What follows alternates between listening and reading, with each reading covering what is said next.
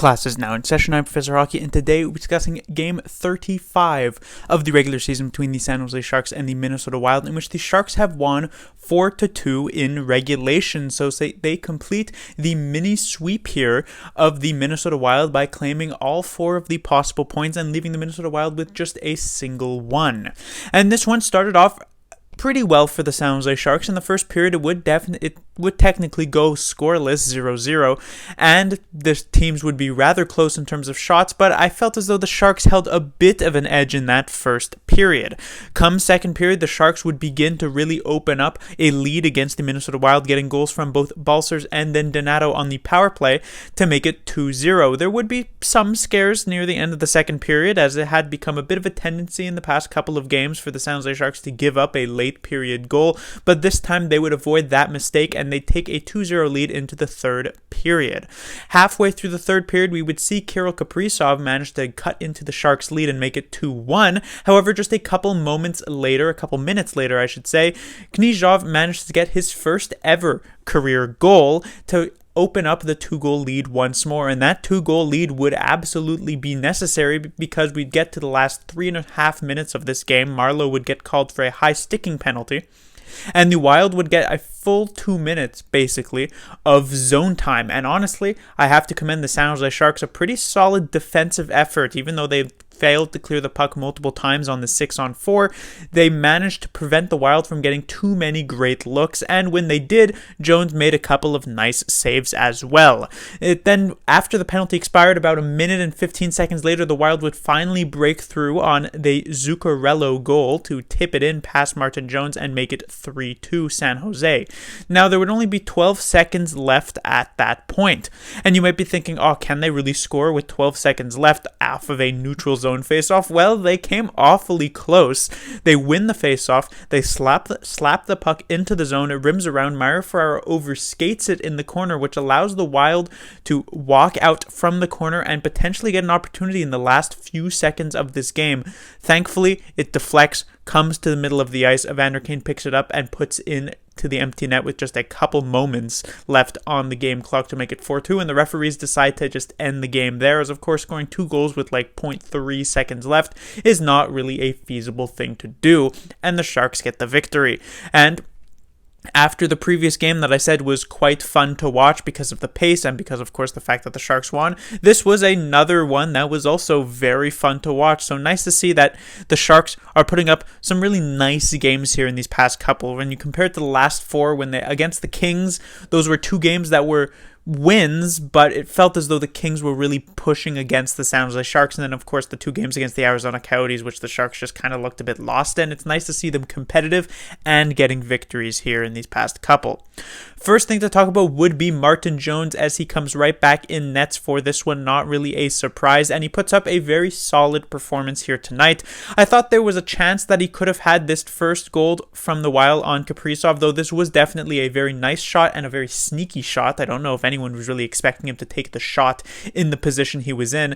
And then the Zuccarello one, it was a tip in net, so hard to put too much blame on Martin Jones with all that traffic in front. But otherwise, Jones was pretty solid. He didn't have to be spectacular. I thought there was all in all a pretty solid defensive game from the San Jose Sharks. They didn't give the Minnesota Wild too many dangerous looks, but when the Wild found those looks, Martin Jones was up to the task, so a very nice game for himself. And it has been sort of a trend for Martin Jones as of late to have some nice games. There was that small blip in Arizona where he let in 5, but even then I thought he was pretty good in that game for most of it. Coming up to the game on Friday, it is of course the classic San Jose Sharks Friday-Saturday back-to-back, so Jones will get one of those games, and it probably will end up being the Friday game, while Dubnyk will get the other, which will probably end up being the Saturday game. So we will not get to see Jones necessarily put up a string of games together, but hopefully he can continue this nice stretch for him. Next, I'll be talking about the Sharks' first line. Obviously, this first line has been together for a very long time. They've had a lot of ups and occasionally a couple of downs, but here tonight it was absolutely an up. A dominant performance from the Sharks' first line. Evander Kane, while he only gets the 1 goal on the empty net, he probably could have had 2 or even 3 goals here tonight. He had like 2 or 3 breakaways just in this game. One of them he was robbed by Kakinen. The second one he dekes out Kakinen, but the puck just rolls off of his stick, similar to how it did when he took that shootout attempt in the game previously against the Minnesota Wild, coming in on Cam Talbot. But as I said, Kane, very, very nice game defensively, offensively.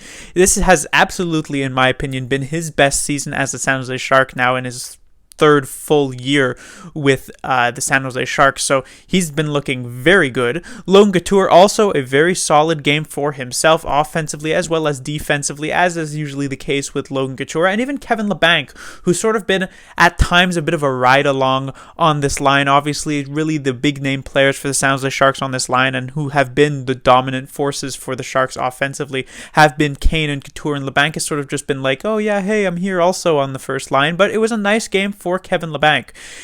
It goes without saying, obviously, that while Kane and Couture will sort of take off maybe the occasional game where they're not super impactful, but they will rarely end up being a liability. On the other hand, Labanc will have games with more frequency where he's not necessarily super into it, as well as sometimes becoming a liability on whether that's on the defensive side or the penalty side of things.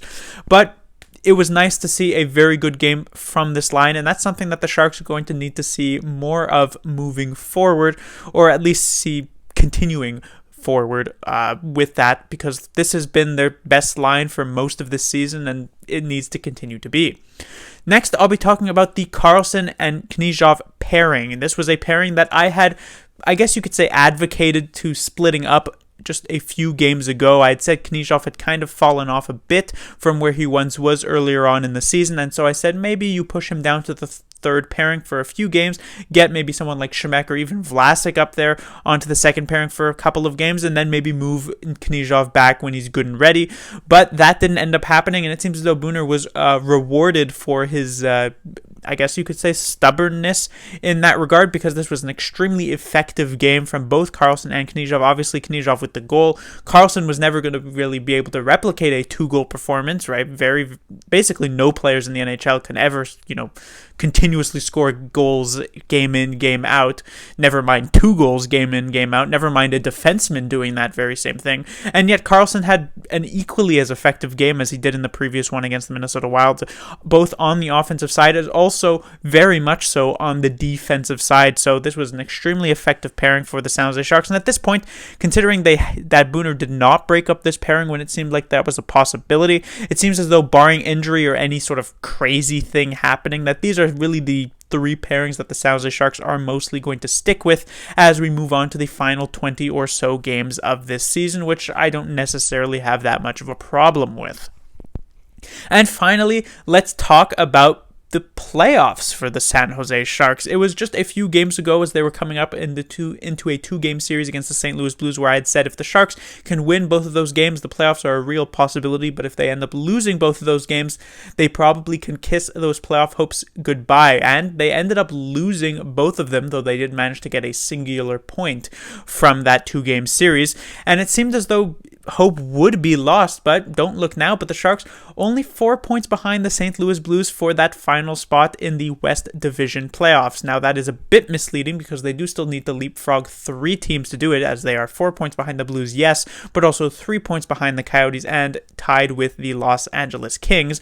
But it has been because the Sharks have won 4 of their last 6 games, and because the St. Louis Blues lost, a couple of expected games, or let's say not surprising games against teams like, the Minnesota Wild, but also lost 2 games to the lowly Anaheim Ducks, which have really opened up the possibility of this 4th playoff spot really being up for grabs. And, who knows what can happen. The Sharks' next few games are against the Kings and the Ducks, who they have had a lot of success against this season. So within the next couple of weeks, the Sharks very well could find themselves in that 4th place spot. It's definitely not out of the question, which is pretty exciting. Obviously, there have been a lot of people who want the Sharks to rebuild, and maybe this smarter side of my brain is thinking that that's probably a good move for the San Jose Sharks.